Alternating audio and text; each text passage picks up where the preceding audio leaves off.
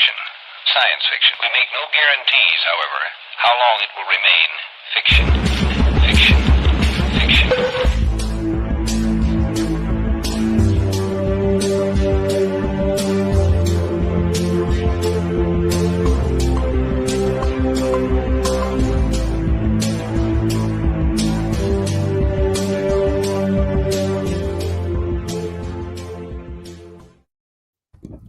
Moral salutations, all you cognonauts out there, and welcome to Exofathom, the show that dares to explore the outside reaches of understanding. I am your host, Nick, and I am joined, as always, by my two lovely co-hosts. Ayla, how you doing? I'm fine, and moral salutations to you too. Oh yes. Boy, we're for a good time. Yeah, this isn't an episode of Handmaid's Tale. It's sorry. And we got Mike here. How you doing, man? Oh, I'm hanging in there. Oh, sounds great. It is Friday, so how are you doing? Oh, well, I can't complain. How are you, Nick? You know, everybody asks who is the host, but not how is the host. The host is fine. Thank you very much. I appreciate it. It's Friday, so I can't complain. And how's the parasite in you? It's doing okay. It's not bothering me today. I gave it a lot of sleep and heavy red light last night, which gave both me and Ayla nightmares, apparently. Oh my God. There was just nonstop blood in my dream. It was like a bloodbath. I don't know. Like, I woke up like, I need to check the DSM-4. Am I a serial killer? Oh my God. Yeah. It was really bad. Yeah, I put a deep red light on last night because I kind of found it very soothing, actually, to be honest. But then apparently it gave us both pretty gnarly dreams, so we won't be doing that again. It's pretty heavy metal. Yeah. Well, yeah, right. Like, and I fell asleep before him, so had I but known, I would have cautioned him against this, but I didn't. He just put this light upon me, and it was the worst. And like the other night, I drew my tarot cards, which I half believe it, half am skeptical. Right, I'm never like fully in, but I pulled the devil card, which I have never in my life ever pulled, and the death card. And so the whole time I'm dreaming and there's this blood everywhere, and I wake up and I'm like just had the most traumatic Friday morning of the brain whipping itself into a lather.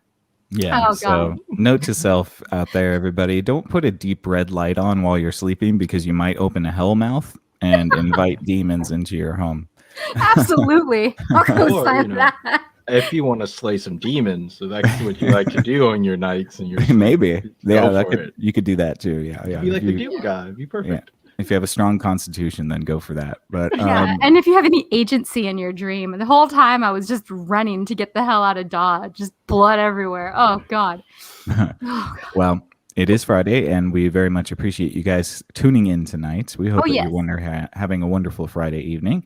Today, I wanted to get into I wasn't talking to you, Ayla. I was talking to the audience. I was co-signing. I said definitely hope they're having a good time. Oh, okay, we appreciate anyone who's listening to us and our crazy shenanigans.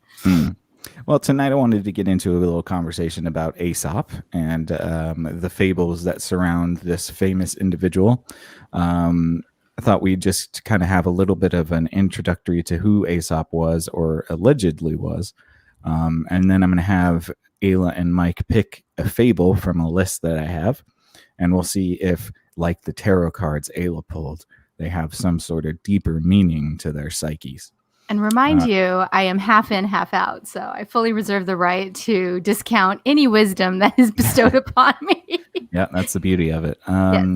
Yeah, so, and then we're going to have a little discussion just surrounding the concept of fables and the necessity and their sort of utility for society, maybe a little bit of why animals are so prevalent in fables as well.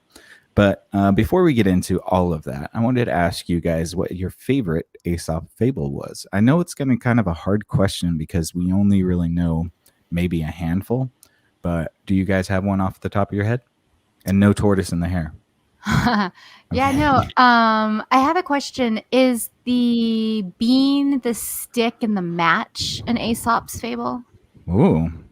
Okay, so so this is what I found out about Aesop, is that there's over 600 Aesop's Oh. Fables. So it could very well be that the bean, the stick, and what did you say? Match. Oh no, a coal. The bean, stick, and the coal. Stick. What? I've never heard of this one. Can you tell us about it? Let's see. Okay, so basically, it's a short fable. That's a grim fairy tale. Oh, it's a grim fairy tale. Mhm. Okay. Well, do you still want to hear it then? No, I only want to Okay. hear about Aesop. We can do the Brothers Grimm some other day. Fair enough. Fair enough. So if we're going with Aesop, then I think he did the grasshopper and the ant.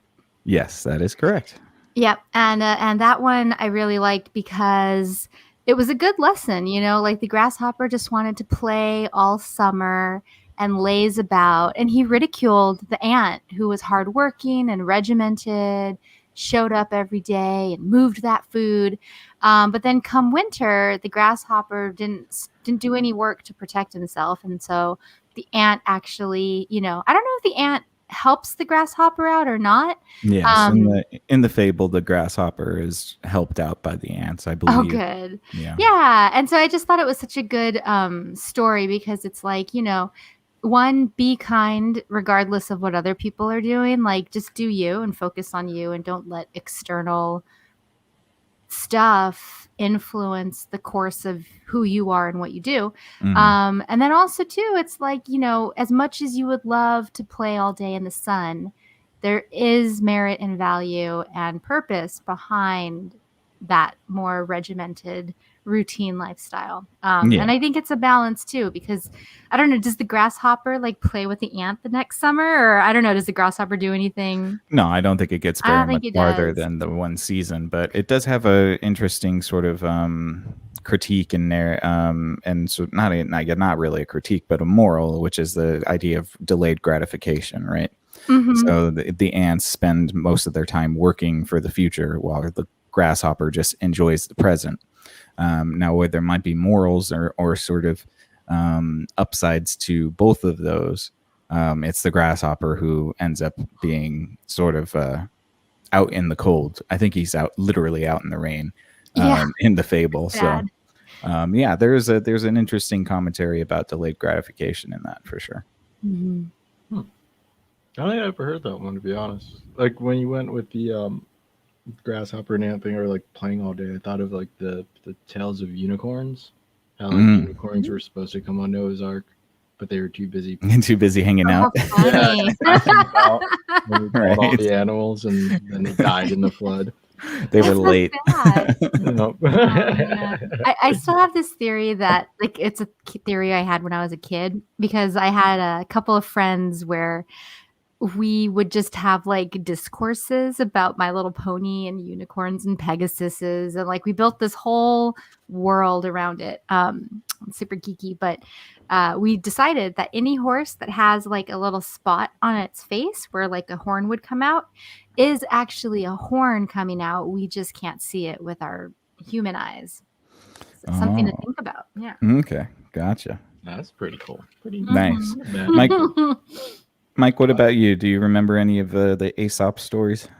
There's one about an eagle that I really enjoy. The eagle's flying around doing eagle things, and an arrow hits it. And when it hits it, it starts to fall. It looks at the end of the shaft of the arrow and notices that it's own feather that was at the end, like the plume of the arrow, I think. Oh, yeah. The eagle and the arrow. Yep. And the kind of moral is how often we give others the means to our own demise. Totally. Yeah, that's a really good one. Interesting. Yeah. Imagine being shot by an arrow and you're like, hey, that was my feather I gave to you and you used it to shoot me. Yeah, jerk. I know. That's so How rude. mean. I know. Jeez, I was just trying to give you a gift. Right. Well, that reminds me of that Tony the Tiger children's book. Did you ever read that? No. Tony the Tiger. Or maybe, no, maybe he was a lion, not a tiger. Because now I'm thinking Tony the Tiger's like cereal, right? Frosted Flakes. Yeah. Frosted Flakes, yeah. But there is a tiger named Tony, and he he has a big mane. He's very proud of it. And a bird comes up and asks him for a hair from his mane. So he obliges, and then the bird comes back. He's like, can I have another one? And then he comes back with his buddy, and then like all the birds need hair. And pretty soon he's like this little bald lion. And he feels really sad because he didn't want to say no. He just had like a hard time. So then the birds scoop up all of the leaves that fell from autumn, and they make him a new mane. So he helps because they needed the hair for their livelihood, like their nests and things. And he was just being vain. So, but then they helped him out by making him leaves. I don't know. That's just like my favorite little children's book. Yeah, that's pretty nice. It's sweet. The communist lion. Oh God! Lion. Oh gosh! They're trying to indoctrinate us. No, I'm kidding. No. It's a joke. It's a joke. Everybody, relax. We're trying to not get any more tags on our videos. I know. Honestly, my goodness. Oh my gosh, we do not condone tonight's hosts. Yeah. Words. Right. Exactly. Know when to say no, and no means no. That's yeah. Right. All right. Well, I apologize for my indiscretion. I will flagellate myself 30 times this evening. You better. And okay, so I can help too. No. Ew. Okay. All right. Wow. Now you crossed the line. This is now down to a far more interesting. We are version. Don't live. worry, listeners. I will take it out. No, I'm just kidding. Anyways. Okay. Before I get into some of the fables and have you guys sort of choose your own adventure, I wanted to give you guys a little bit of background on Aesop, and it's interesting because apparently Aesop is not even real in the first place. From what I read, he's kind of a fictional amalgam of people that were referenced in the past by Aristotle, Herodotus, and Plutarch. It's said that he was a fabulist that lived from 1620 to 564 BC. And he's had a collection of over 600 fables attributed to him. Wait. Yes. Did anybody live to be 84 back then? I feel like that's really high. Yeah, apparently Aesop did, if he did indeed exist. Now, the proof of his existence is very shaky because there's no actual written documentation of him or any of his fables, except for people like Aristotle, Herodotus, and Plutarch mentioning him in sort of passing. So we don't get a very good look about who this sort of enigmatic character Aesop is. But again, most of these fables were collected not just from the region, but from around the world, and then ascribed to Aesop, given to him and at least this imaginary person as the source of this fable.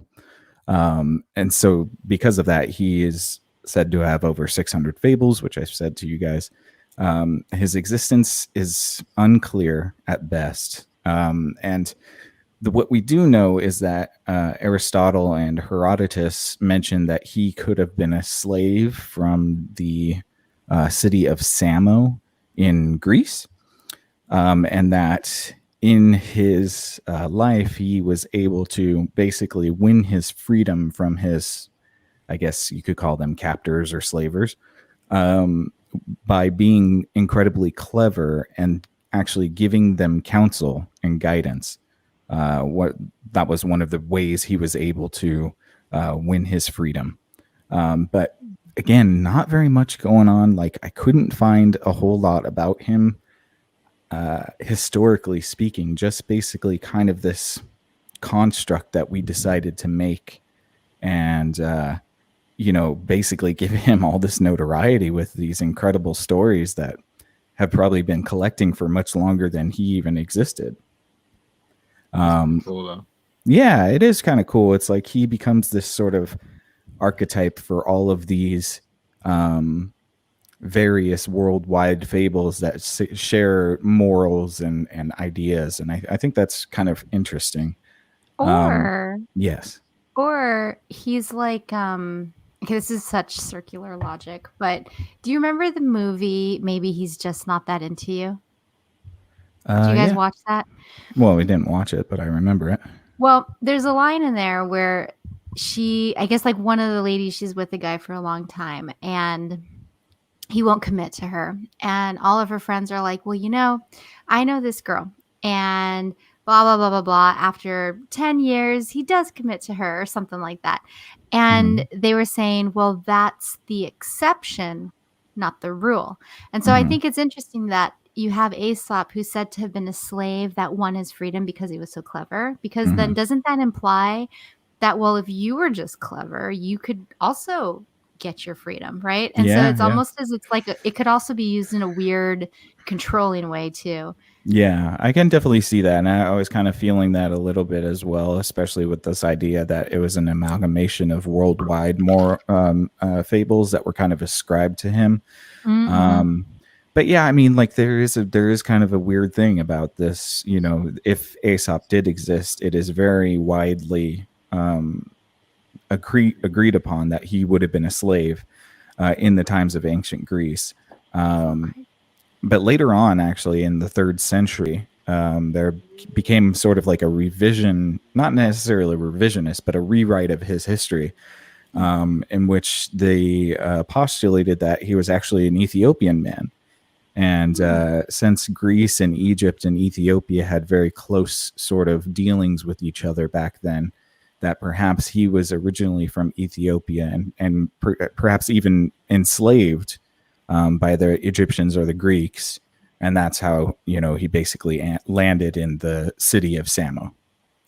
So it's up for debate. There is really no way of knowing, probably because of the Library of Alexandria being burned down. I could imagine that if there was any documentation of his works, it would be in that. But yeah, and what makes me wonder is like, and I'll ask you guys this, I'll open it up to talk. Does it matter? Do you think that it matters that like what? Because I could see where it's like, well, if Aesop was like a slave and this was actually his story, then this is actually a really incredible story of how somebody sort of, made it out of that situation. But like Ayla said, it could be sort of also like, well, if you're smart enough, then you can have your freedom, which I don't agree with. But I wonder if there's any need for Aesop to have a concrete history and background, or is it okay that he's sort of an amorphous figure? I mean, like, so I'm instantly think of Diogenes, because Diogenes the Cynic, he's one of those that also didn't write any books, but a lot of people attribute things or like heard things that he said or saw things that he did. But I believe we know that he was real. And then I think was it Socrates too, or Plato, one of the two may not be real. And then you kind of have like the mystique around Shakespeare and some like conspiracy circles. Like it's not conspiracy; it's a valid thought theory. Some people even think that Shakespeare was Queen Elizabeth, and I'm like, there's so many theories about him. But yeah, I think okay. Like, I don't want to cut you off. No, you're fine. So like, then you have like this really famous line from I think it's the outlaw Josie Wells, where they're talking about the difference between as far as printing stories go, whether one should print the fact or should print a myth. And if the myth is more interesting, or the fable is more interesting than the truth, and you always go with the myth. You always just print that and run that. So I think it draws mystique to Aesop. It draws attention to these fables where they may not have been otherwise. Because you can literally replace Aesop with Anonymous and then still have the same set of stories, but it may not have the same weight than if it's like this possible slave that was around. And being a slave back then was different to what we think of as a slave now. I mean, so again, like Diogenes ended up becoming a slave, and he ended up really just becoming a teacher for rich people's kids, but he was still granted the title, or he had the title of slave.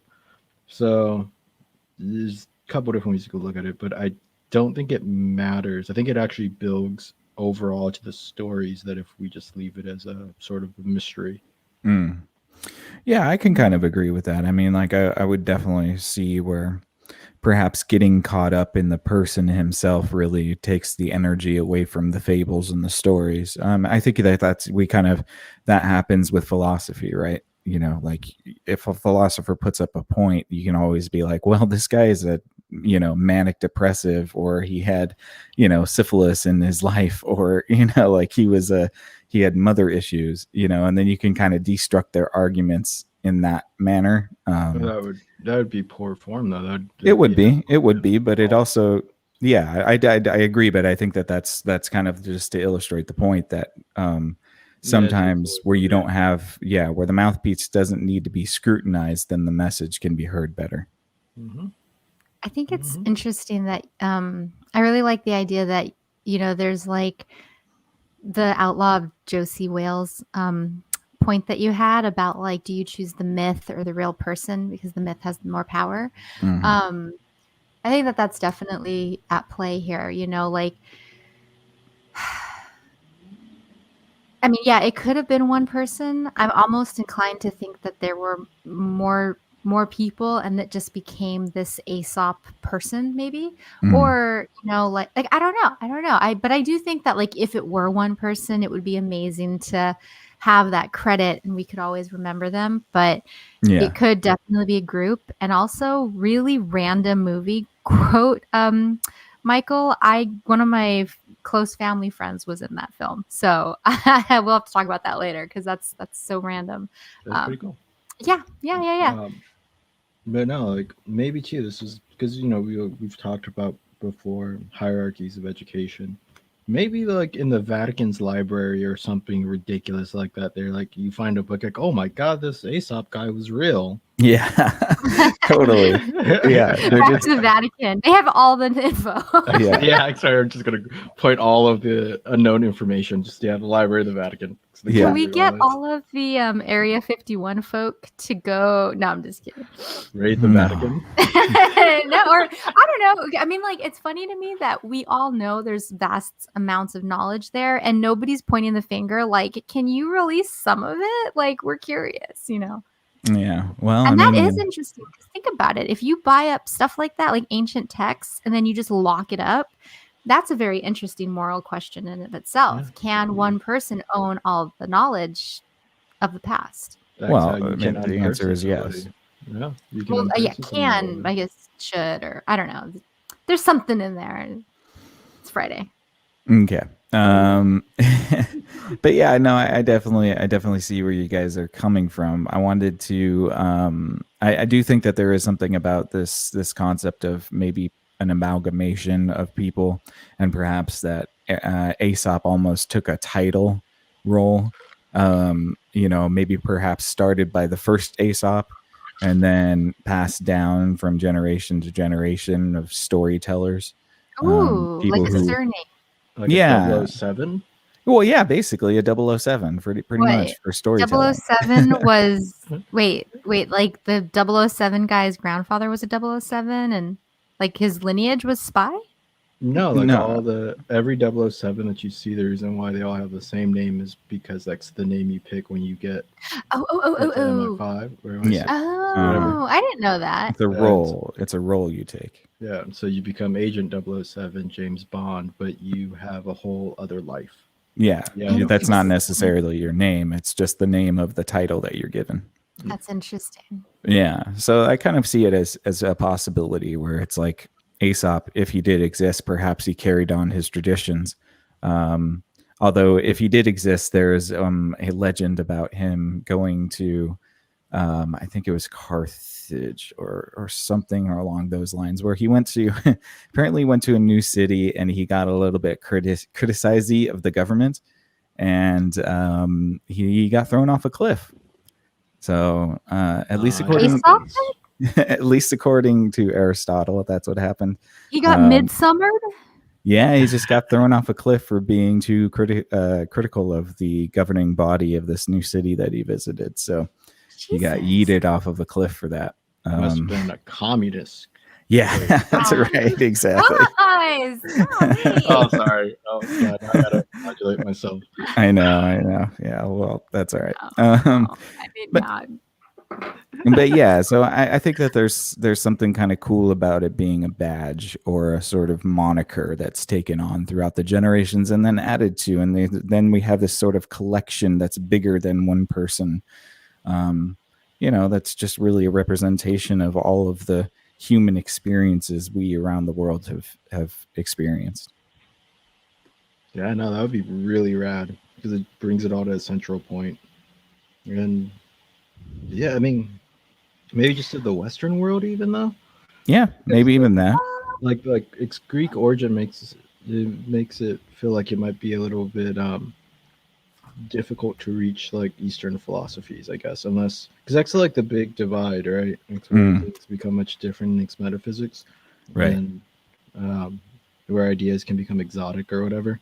Yes, but yeah, no, I can see it as like this collection of Western ideas, but I'm sure there's some Eastern ones thrown in there if they're. Oh, certainly. I believe there are. And I think, I was going to ask this after, but we might as well just say it now. I think you hit on something that's important. And I think the ability to sort of tell stories through animals might have been that barrier breaker for the dissemination of these tales across the world. Because then you don't have to put it in the context of a Western person. You can kind of put it in the context of an animal, and everybody knows what those things are. That makes a lot of sense. And then those cultures can derive their own meanings from it while keeping the same moral, roughly. Yeah, absolutely. Ayla, you were going to stop me before I said something, so I'm sorry if I ruined your point. No, I wrote it down. Okay. No, but now you're on this other point, so I'm just no. Go back because we can go back to that. We can go back to that later. What were you going to say? Yeah, what were you going to say before? Because it's a good point. No, well, I just didn't want to raise it later. Okay, basically, you were asking about does Aesop's background is it important, right? And I just came up with this idea that so he's supposed to be so smart, right? And like these stories are so great, and they're so great that they're around even today. Now, generally, when a person has great ideas and they put pen to paper, that results in a book, and that results in their eventual immortality, right? Everybody knows their name, and they die knowing that they will forever be remembered. Or maybe they don't die and know it, but it just kind of is. So in this case, it's kind of interesting because like it breaks that conventionality, and it puts forth this instance where somebody maybe didn't get credit. And so it's like this really weird posterity where the idea lives on without the man. And the question is, should we care? Should one care? As somebody who wants to write a book one day, it makes me wonder, like, do I want to write it because my name will be attached to it? Or do I want to write it because good ideas will be attached to it? In theory, that if they're good ideas. And I would argue that the book should be written by whom doesn't care that it's going to be credited to them, right? Because they want to put forth a story or some sort of intellectual magic or something like that. But I don't know. Yeah. I mean, I don't know. It's just that came to mind. I was like, oh. Well, that ties into the concept of, like allowing the product to speak for itself without tainting the audience. Or look at memetics, like memes and things like that, the way that ideas can move forth. They don't have any name attached to them, right? It's just the idea itself. So if you can, like, part of writing a book is sort of that want of recognition, unless you take a pen name, right? And even then you can kind of say it is, but if you just really care about the message itself, then you've wandered into memetics, and what you're trying to do arguably is be more influential than a typical book can. Yeah. That's why also too, where I think these fables might have a little bit more power than something that's more clear and direct. Right. Well, and perhaps a specific person. Yeah, and perhaps there is something to that too, where it's like, perhaps we've, perhaps we in our society have kind of like strived to immortalize ourselves when perhaps people like Aesop were trying to immortalize an idea or a concept or a message, and so maybe there is a difference between immortalizing an idea, perhaps that vaults you into a more legendary status than if you're just trying to gain notoriety for yourself. Legendary. Yeah. I was just thinking of RDR2. It's like legendary kill. That's when you get like the big thing, right? Like, yeah. And yeah, so I mean, like I think these things are really fascinating. I think that there's something romantic about that legend status that one gains, and perhaps the enigma is a part of that as well, and necessary part of it. So I wanted to give you guys a couple of options for Aesop Fable, and then we can talk about the moral. Great thing about Aesop's Fables is that they're very short most of the time, so I won't have to butcher our audience's ears with my reading. So I'm going to give you, Ayla, I'm going to give you 3 to choose from, and then you can let me know which one you want me to read, and then we'll talk about the moral. Okay? Question. Yes. How do I know you didn't just pick the 3 whose morals you want to convey to Good me question. somehow surreptitiously? This is all random. I pulled this from a website called Hub Pages, and it's literally a list of 10, and I did not look at them. Okay. So, Okay. Cool. Okay. Yeah. So it's all random. I have no idea like what any of these are. I actually haven't heard of any of these. So I purposely chose ones that I've never heard of before because we've all heard the ones we've heard of. So we need like game show sound effects. Yeah, we do. I need to bring in a soundboard. I really do. I need to start upping our game here. Ooh, when we get to that 20 subs, if you're listening, hit subscribe. 20 subs and I'll buy a $5,000 soundboard. You betcha. I'm pretty sure we have enough smart people with us. We can make something work. We can engineer a soundboard. That doesn't seem too far-fetched. I would love some like shitty soundboard that never works. Oh, that'd be the greatest. That'd be just like the hyperdrive in the old Star Wars movies. Oh yeah, totally. Where it's all like it sounds like trying to power down. I actually thought about getting a bunch of those like $5 keychains for kids where you can like record a fart and then you can like play it. But then get like a bunch of those and pre-record stuff and then just use a bunch of keychains. Like that's not a bad idea. I'm still thinking about doing it. Your organization needs for sound effects. Oh no, yeah, the audio would be terrible. But your organization too has to be on. I mean, you're a type A person. They like to do it. So maybe like have a tackle box of all the different keychains. Oh, I already have it in my mind. You just have to get into a corner of the room and you put like a shower rod and you loop them all, and then they have tags, and then you can either categorize them by like hype sounds, so like and like emotionally corresponding sounds. I mean, they could be. It just depends, like how. This sounds many like a sounds conversation for off air. How about that? Oh yes. So we will be having a paywall one day, guys, and you can hear all the nitty gritty planning. No, I'm just kidding. Nobody wants to hear this conversation, so let's move on. Subscribe if you do. Anyways, Ayla, if you would be so. Fable's gonna be like, shut up. Okay. I'm about to be saying that. Jeez Louise. You've been on one. You've been pushing my buttons all day. You're doing it on our show. I'm sorry. Sorry. It's so fun. All right. Okay, Ayla, I need you to choose one of 3 of these fables, okay? And I'll read them off to you, and then you can let me know. So the first one is The Dog and His Reflection. The next one is 2 Travelers and a Bear. And then the third one is The Crow and the Pitcher. Which one would you like me to read to you? Oh, I'm torn between the dog and the bear. So the dog and his reflection, and then 2 travelers and a bear. Okay, 2 travelers and a bear. 2 travelers and a bear. Okay, cool. Yeah. This one is one of Aesop's fables, and it goes as follows. 2 men were traveling in a company through a forest when, all at once, a huge bear crashed out of the brush near them. One of the men, thinking of his own safety, climbed a tree.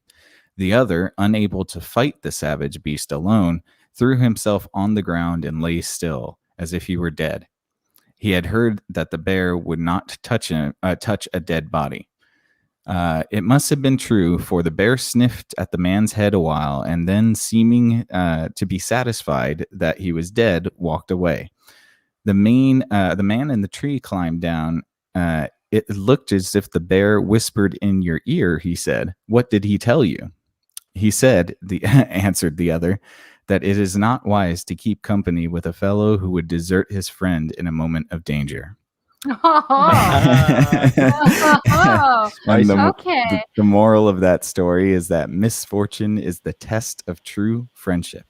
Oh, I love that, because you Yeah. know what? I've been going through some shit, and I am happy to say that I keep company with really good people. So thank you to you both for being good non-tree climbing people. And that was a very smarmy bear. I know. He just basically put a wedge between those two in their friendship. He's Well, like, I think the guy "Hey, laying down put the your wedge. boy left you down here."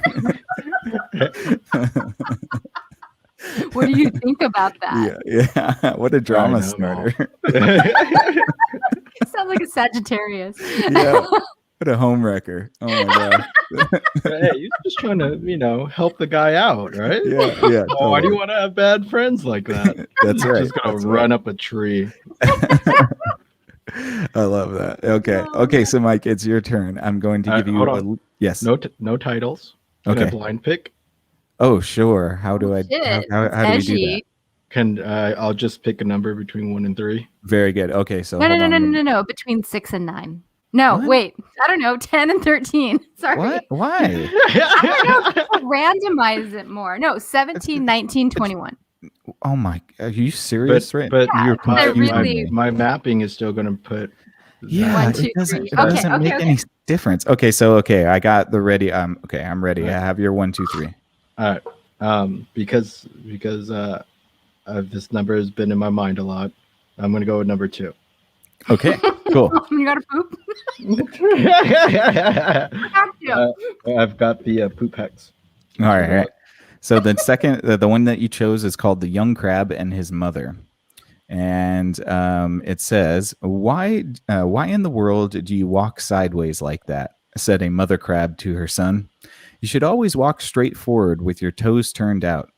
Show me how to walk, mother dear, answered the little crab obediently. I want to learn. So the old crab tried and tried to walk straight forward, but she could only walk sideways like her son. And when she wanted to turn her toes out, she tripped and fell on her nose. The moral of the story is, do not tell others how to act unless you can set a good example. Shit, we could be here all night unpacking that. Well, what do you mean? Hold on. I know, right? Jeez. I'm You're getting not you gonna do back. some sort of grandstanding over here. Yeah. Oh man, it's funny. That's funny stuff. But it's like these It's are a good really point. great, and they are good points. And I think What I like yes. I'm sorry, I didn't No, cut you go off. ahead. Go ahead. But what I do enjoy about that is like sort of like a core tenet of philosophy, right? Is like you want to try to be able to live your philosophy and not just orate it or just be able to try to sell it as an idea. You should live it and be able to show both good and bad sides of it, right? Absolutely. Yeah, and you should that be able to crab's practice it. Yeah, you can't if you can't walk the walk, don't talk the talk. Mother Exactly. crab. Mother crab. Yeah, so that was let's see, that was that one. I'm gonna see if I can find another good one. Oh wait, I know. Hold on. I'll go to a different site. It's gonna be Oh, okay, gotcha. Aesop This is where you get to pick. Fables. Oh, Yeah. hey, okay, I get to pick one. Cool. Okay, let's see. The host becomes the hosted. Yeah, Yes. who would have thought? Okay, and I will randomize it too. So I have a whole bunch of them. So Okay. I'm gonna read them off. So there's Oh no, you can just tell me how many there are, and I'll pick a number. oh, okay. There's 600. There's at least 100.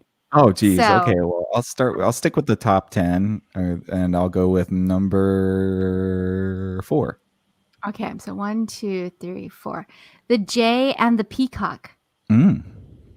A jay venturing into a yard where peacocks used to walk found there a number of feathers which had fallen from the peacocks when they were molting.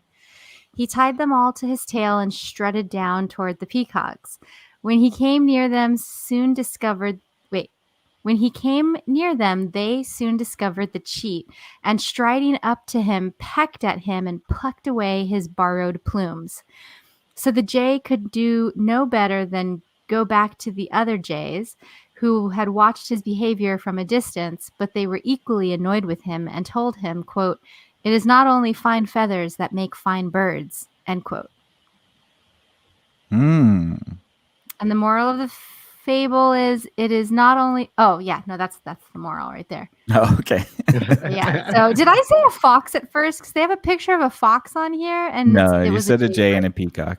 Oh, okay. Good. Yeah. I was like, but... Yeah, I mean, the trappings of something just doesn't make you that thing. Yeah, I get that.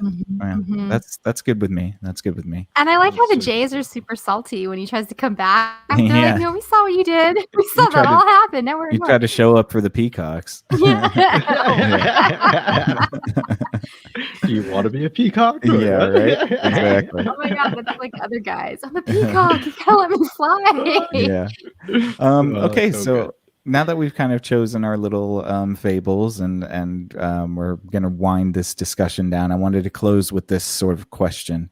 And I think this is the final question I'm going to ask you guys. And I think we can round out with this. What makes a good fable? If you could create the ingredients for a good parable or fable, what do you think that would be? Well, it definitely has to have a gotcha moment. It seems right, like because it's conveying a lesson, and I think most people learn lessons when they fail or make a mistake or fuck up or something like that. I guess it's the same thing. I just wanted to throw an F-bomb in there, but yeah. So if it's through our mistakes that we learn, there's gonna always be like a moment of despair or failure or something like that. Yeah, I like that. There is something about this thread of failure that sort of permeates all fables and almost, cautionary tales, as they're called. Mike, what about you? Well, first, thanks, Ayla. We're now at PG-13. We drop another F-bomb. We got rated R. We got demonetized. Yeah. Like I care. I'm edgy today. Don't come at me, man. So edgy. So spicy. So I think it is the maximum amount of truth conveyed in the minimal amount of words using the most simplistic language possible. And very mathematical. I like it. If I could construct a parable, it would be around those three parameters. Ooh. And then you put all that in a parentheses, add a plus sign, and then enter... Someone's got a bad attitude. Like you got the bear, you got the crab, there's always... The bear doesn't have a bad attitude. It was the guy that ran up the tree. Bear. No, he whispered some bad stuff. He's like, yo. They were friends. They weren't lovers. Yeah. I don't care. They could have been roommates. That's still a wreck. But one of the roommates was stealing rent from the other roommate and spending it on massage parlors. Well, I saw Grandma's Boy yesterday. Again, it's hilarious. But I like that description, Mike. I definitely think that you're onto something there. The maximum amount of information in the least amount of sort of effort, or not effort, but wordage. Well, it's almost like a haiku is really short, or trying to think, those Zen koans, they're not usually very long. I mean, you know what I mean? Like they can still be longer than a fable, but I'm just thinking about how something with that condensed packaging, like you can't just write a fable firsthand. Like I think you write it and then you start removing sentences and getting to deconstructing it. Yeah, I'm a big fan of economic philosophy. Not necessarily the philosophy of economics, but economical philosophies, like this, being able to distill something to its most finite, pure form, and you're a fan of... Oh, go ahead. Yeah, I'm a fan of what?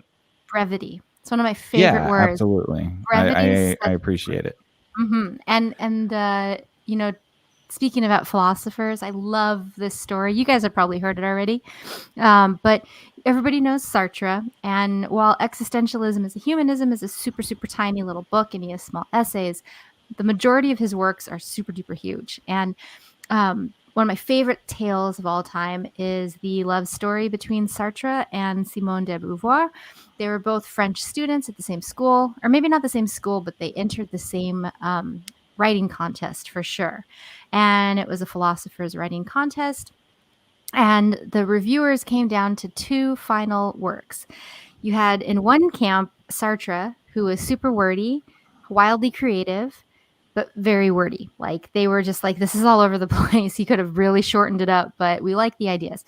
Then you had Simone, who was like super concise, super creative, to the point, short and sweet.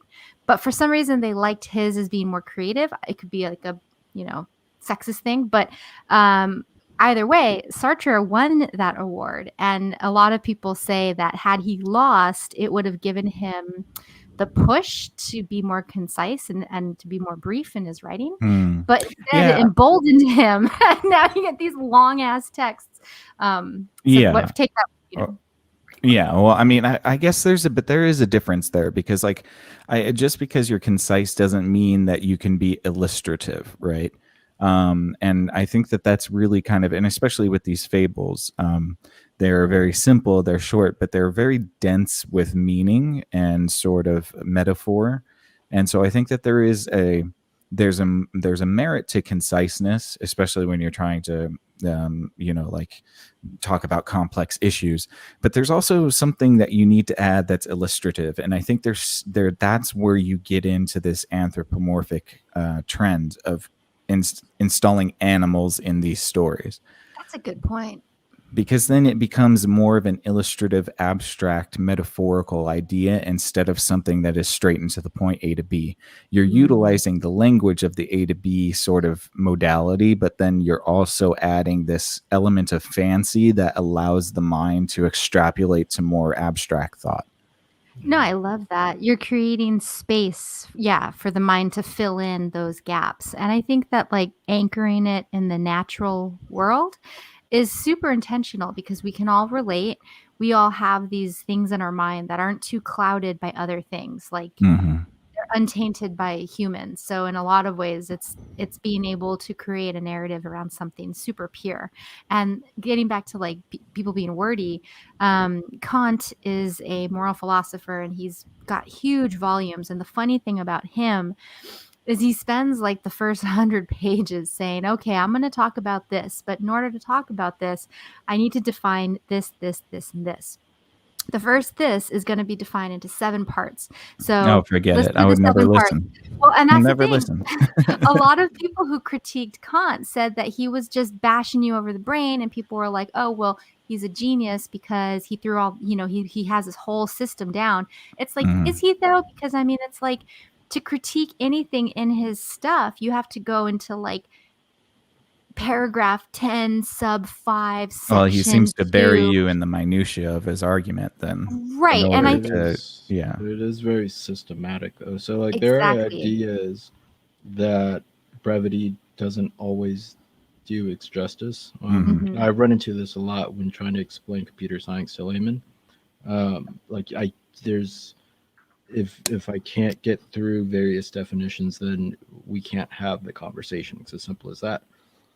So there are some things where you do need that systematic definition-based approach. It's even true with like science things too. More general science. But as far as fables go, I think you can get around this character minimum of expressing an idea through the vehicle of anthropomorphization.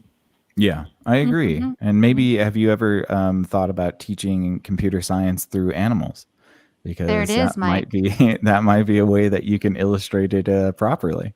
All right. Like some of the simple ideas. Yeah, you you can get there like as stories, but once you get to like the brass, of course, yeah. I mean, I'm not going to say that you could reduce it down to simple stuff. It depends on like the people you're around, but like no, you definitely can explain. Oh no, you can you make totally an illustrative could, though. example, but you can't. It would do no technical justice. Right. You still wouldn't understand the technicalities of everything, for sure. You need to just break it all down into binary code, and instead of zeros and ones, it's like eggs and a baby chick. Just emojis. Yeah, there you go. Well, and I think it's funny too, because like I think what you're talking about is scaffolding, and it's like, yeah, you need to build rungs or anchors for people to hold a piece of thought, and then that gets pieced together for this ladder that takes them from one point to another point. And I like that you separated that, the fables are meant to impart morals and life lessons. And I think it's just really interesting because, and this might be something people can comment on if you're listening, it's like, what is more effective?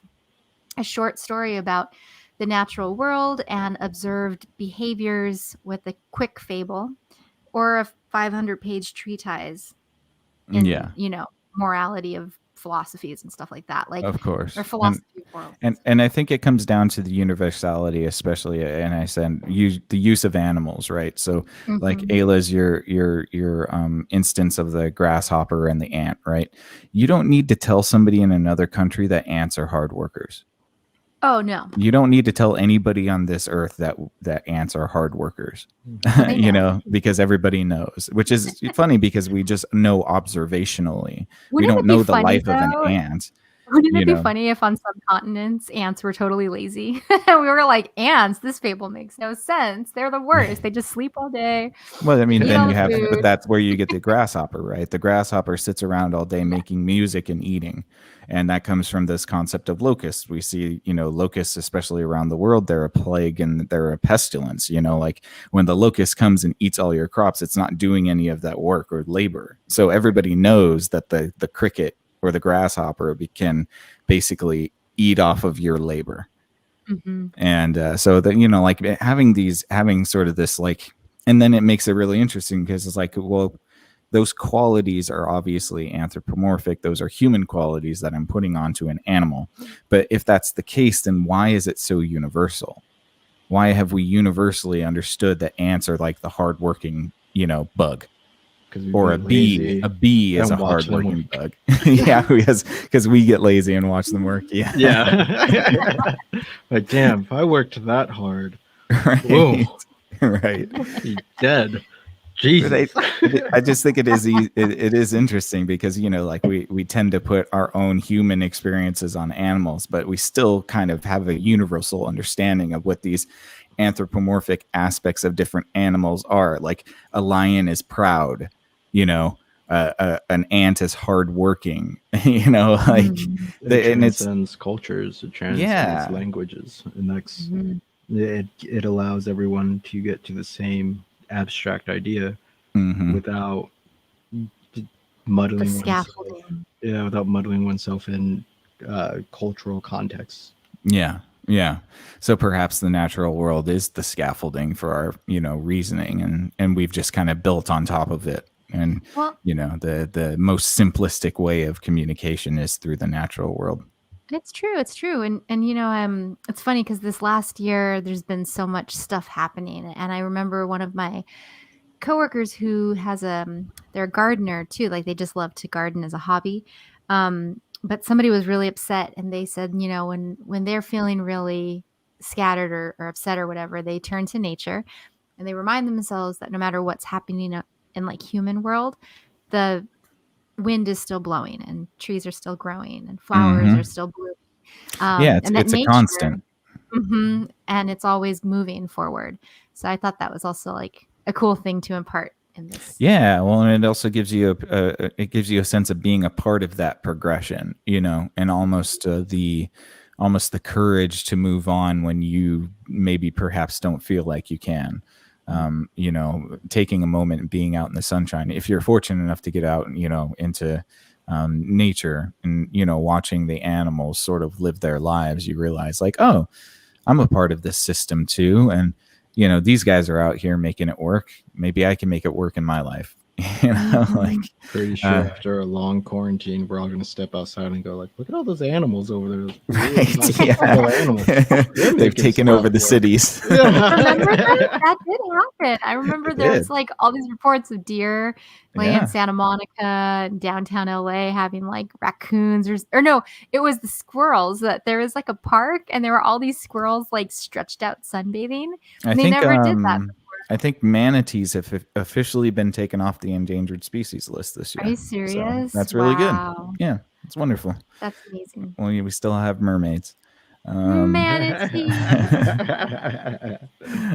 But yeah, so that's all for me tonight. We wanted to make this kind of a short exobit type episode. So yeah, thank you guys so much for listening. We really appreciate it. I hope you thought this was an interesting conversation. Please leave us any feedback that you might have, any thoughts that you might have thought during this conversation, any sort of input that you want us to cover in the next future episodes, anything at all. We're very much open to interacting with you guys, and we just very much appreciate your listening. It means a lot to us. And we just got another subscriber on YouTube, so we're chugging along. And 20 subscribers, and I'll buy that $10,000 PA system. Wow. And throw all my money into podcasting. I'm kidding. What it's all about. Yes. Seriously. Right. No, slow down. We have bills. Slow right. Yeah. Of course. But no, thank you so much, you guys. And thank you to Ayla and thank you to Mike. Appreciate you guys as always. Please give us a subscription if you feel so inclined on YouTube. It really helps us out. Also, if you like this video, please consider liking it. It helps us go through the algorithms. Sharing it also helps a lot too. But either way, just having you guys listen is a blessing, and we very much thank you for that. So until next time, Cognonauts, you stay out there, and we'll catch you on the next Exofathom. Good night. We appreciate you all. Peace. Later.